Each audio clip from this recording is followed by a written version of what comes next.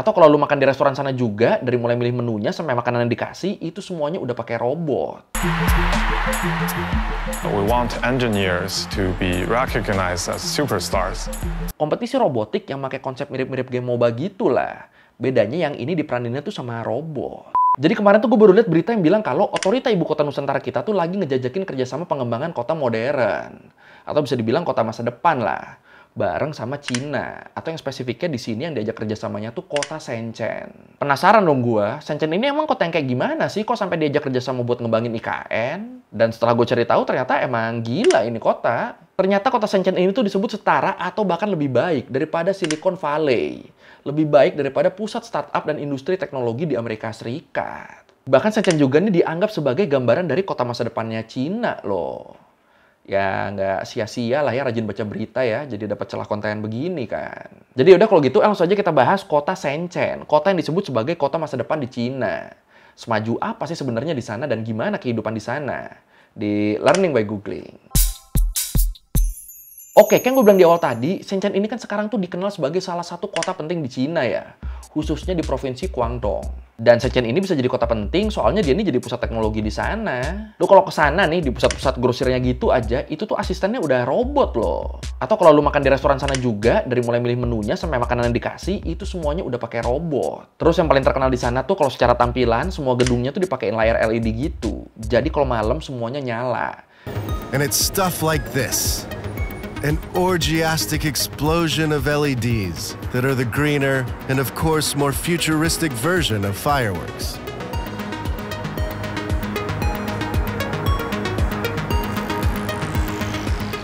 Tapi walaupun sekarang udah jadi kota penting, ternyata Shenzhen ini sebenarnya bisa dibilang nggak punya sejarah yang gimana-gimana loh. Nggak kayak banyak kota penting lainnya di Cina yang emang dari zaman dinasti-dinasti dulu tuh udah punya peran penting.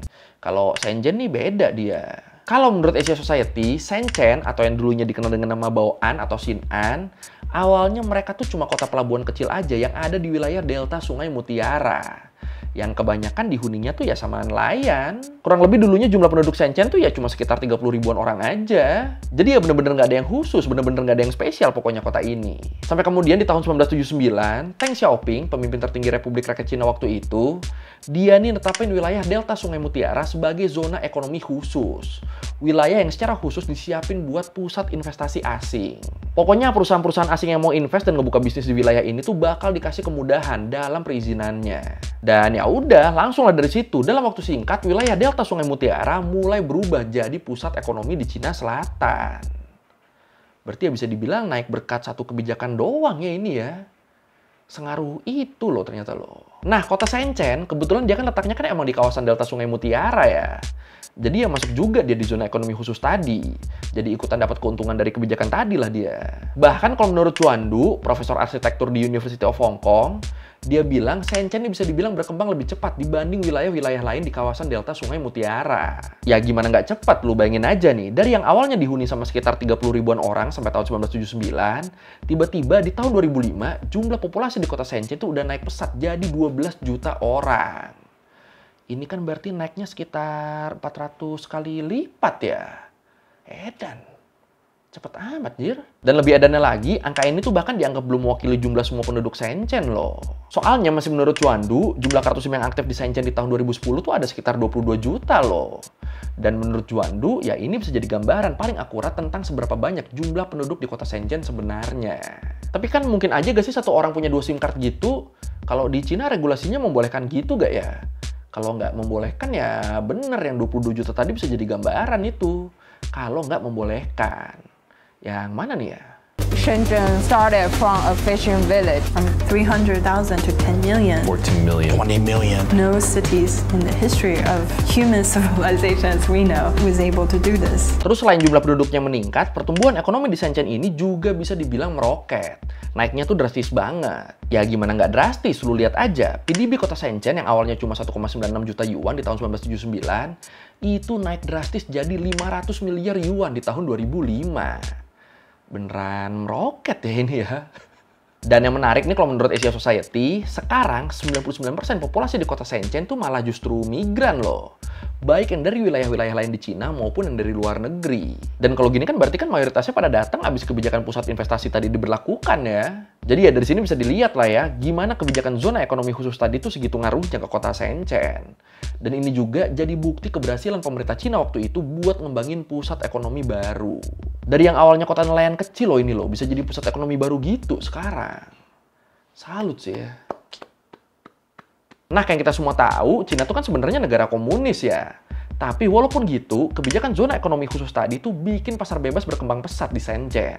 Dan hal inilah yang akhirnya berdampak juga ke pesatnya perkembangan teknologi di Shenzhen. Kenapa bisa gitu? Ya simpel sih, soalnya kebijakan ini tuh bener-bener memudahkan orang buat memulai bisnis di Shenzhen. Regulasinya gampang, investor jadi banyak yang datang lah. Langsung di situ pusat industri dibangun dan akhirnya hal ini narik orang-orang dengan berbagai ide dan terobosan baru buat datang ke Shenzhen. Buat nyari investor yang siap ngedanain hasil inovasi mereka.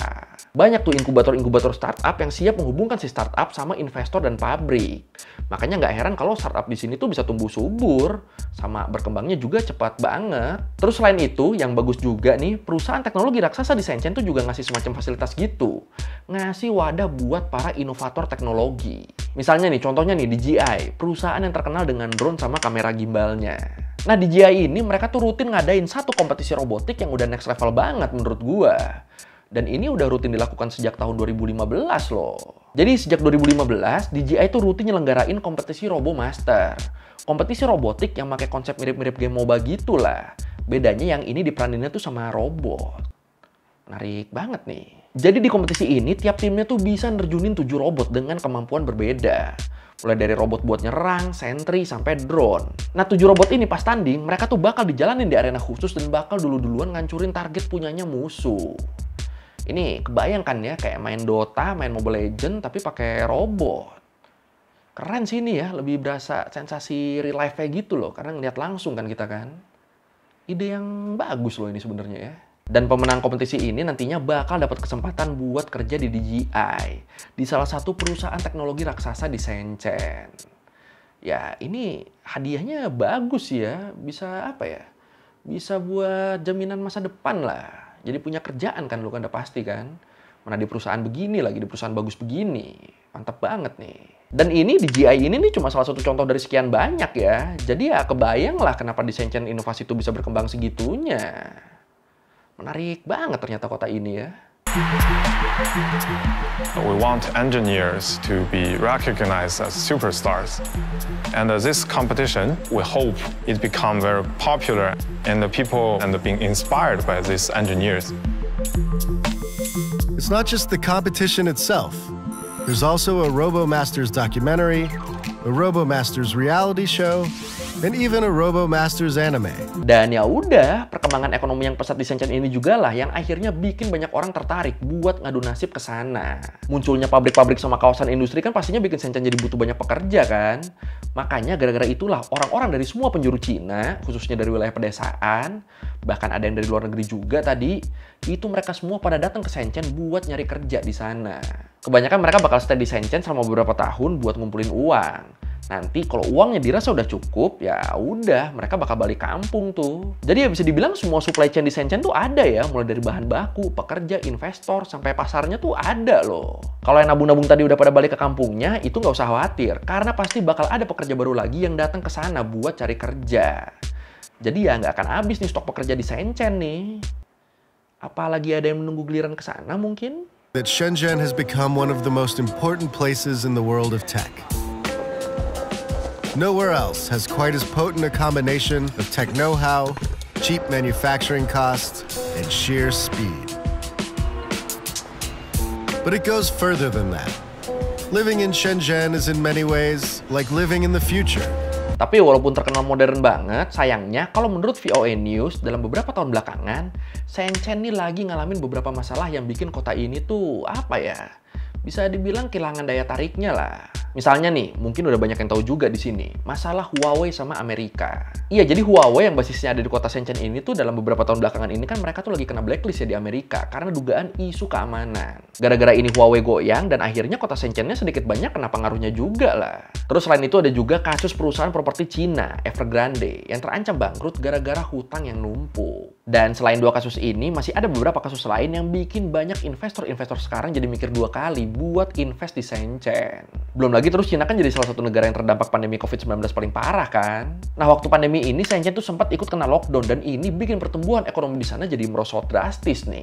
Dan walaupun sekarang udah mulai pulih, tapi banyak pihak yang ngerasa kalau masanya Shenzhen tuh sekarang udah habis, nggak bakal bisa berkembang kayak dulu lagi dia. Tapi kalau menurut lu sendiri gimana nih? Apakah lu sepakat sama pendapat ini, atau lu ngerasa kalau Shenzhen masih bakal bangkit lagi nih nanti nih? Yang mana nih? Silahkan komen. Terus selain gara-gara faktor-faktor tadi, perkembangan teknologi juga jadi salah satu faktor yang bikin banyak pekerja di Shenzhen yang akhirnya terancam posisinya. Terancam sama mesin-mesin yang makin mendominasi pabrik-pabrik di Shenzhen. Kalau menurut Bloomberg, banyak pabrik dan pusat manufaktur di Shenzhen yang sekarang tuh cuma memperkerjakan staf ahli aja buat ngoperasiin mesin. Kalau dulu kan pabrik-pabrik butuh banyak orang ya buat ngeproduksi barang. Nah sekarang udah enggak tuh. Sekarang ya cukup hire yang ngerti pakai mesin doang, cukup hire beberapa aja, itu udah aman, udah bisa produksi mereka. Jadinya sekarang tuh di sana butuh pekerjanya dikit, tapi jumlah pekerja yang tersedianya banyak. Jadinya ya persaingan antar pekerjanya jadi makin ketat dan berat lah. Kota modern loh ini loh, kota masa depan loh, tetap terdampak sama perkembangan teknologi ya ternyata ya. Oke. US Federal Communications Commission has imposed a ban on import and sale of communication equipment from Chinese firms Huawei Technologies and ZTE. This is the latest escalation in US policy towards Chinese tech giants. These companies have been listed as a threat. Nah sekarang kita ke hubungannya kota Shenzhen sama Indonesia. Iki. Kalau di kita, di Indonesia, belakangan ini nama kota Shenzhen tuh jadi lumayan rame lah, gara-gara rencana kerjasama dalam proyek membangun ibu kota Nusantara. Kalau menurut CNBC, di tanggal 29 Juli 2023 kemarin, otorita ibu kota Nusantara kita baru aja nandatanganin kesepakatan pengembangan kota masa depan di IKN bareng sama Shenzhen. Kalau menurut Kepala Otorita Ibu Kota Nusantara, Bambang Susanto, disebut buat ngewujudin visi IKN sebagai kota hutan yang cerdas dan berkelanjutan, Shenzhen ini dilihat sebagai contoh yang bagus loh. Karena ya kayak yang udah kita bahas tadi, Shenzhen ini kan awalnya cuma kota kecil doang kan dia kan. Kota kecil yang penghuninya tuh kebanyakan nelayan. Tapi cuma dalam kurun waktu 40 tahunan aja, kota ini terus bertransformasi jadi kota paling modern. Bahkan dianggapnya tuh kota masa depan. Nah diharapkan nantinya ada sharing-sharing ilmu terkait itu yang bisa diterapin di IKN kita. Dan selain ngebahas rencana kerja sama kota Shenzhen, Otoritas Ibu Kota Nusantara juga ninjau langsung comment centernya kota Shenzhen.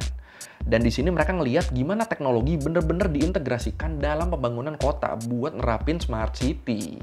Nah ini yang gue penasaran nih, orang-orang kita nih habis ngeliat comment center di sana tuh gimana ya? Antara jadi termotivasi atau jadi jiper kali ya? Dan selain dari pihak IKN-nya, sebelumnya Presiden Jokowi juga sempat ketemu langsung sama Presiden Cina, Xi Jinping, buat ngebahas rencana ini, ngebahas rencana kerjasama pengembangan Ibu Kota Nusantara. Dan yang menarik nih, kalau menurut CNN, kerjasama pembangunan IKN bareng sama Cina ini juga merupakan saran dari Uni Emirat Arab loh. Soalnya kalau menurut pemerintah Uni Emirat Arab, keberhasilan pemerintah Cina dalam ngebangun kota Shenzhen, ini nih bakal banyak ngebantu Indonesia yang lagi ngebangun ibu kota baru. Ya, ini baik juga ya Uni Emirat Arab ya, mau ngasih saran begini ya, mau ngasih rekomendasi ke kita ya. Oke. Tapi walaupun dapat rekomendasi bagus begini, gue harap pemerintah kita juga nggak lupa ya sama apa yang terjadi antara Cina sama Sri Lanka terkait pelabuhan Hambantota. Ada yang ingat mungkin pelabuhan Hambantota? Dulu pernah kita bahas tuh. Jadi Hambantota ini tuh sebenarnya pelabuhan utamanya Sri Lanka. Tapi gara-gara pemerintah Sri Lanka gagal ngebayar utang-utangnya ke beberapa perusahaan Cina, endingnya pelabuhan ini jadi dikuasain sama Cina sampai 99 tahun ke depan. Ya ini buat detailnya lu bisa tonton di video yang ini lah. Asik endingnya marketing. Hihi. Mantap. Sri Lanka has a huge external debt, $8 billion towards China, 1.5 of which rests here in this port alone. They're planning to give away 15,000 additional acres of land predominantly belonging to farmers to China on a 99-year lease. And they're also planning to give China an 80% stake in this port. Oke, sekian reviewing kali ini tentang Shenzhen, kota masa depan Cina yang sekarang tuh lagi diajak kerja sama buat ngebangun IKN kita ya. Ya, gue sih semoga lancar lah, semoga bener-bener nggak merugikan kita apapun lah ya. Amin. Kalau lu merevisi kali gue udah salah, atau lu mau nanya, atau lu mau nambahin yang ada di video, bisa lu tulis di komen, kita diskusi seperti biasa. Sekali lagi, thank you dan jangan lupa like, comment, subscribe. Bye.